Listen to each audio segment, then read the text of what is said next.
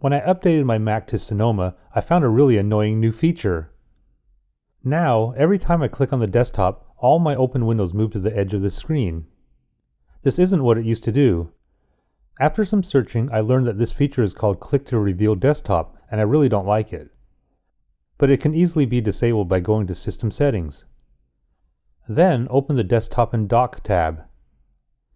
In the Click Wallpaper to Reveal Desktop section, it's currently set to Always.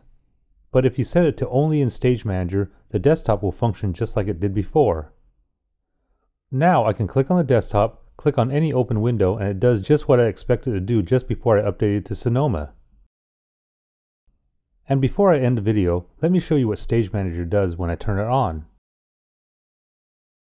Immediately, all open windows minimize to the side of the screen except for the active one. But when I click on the desktop, the active window will reduce or expand.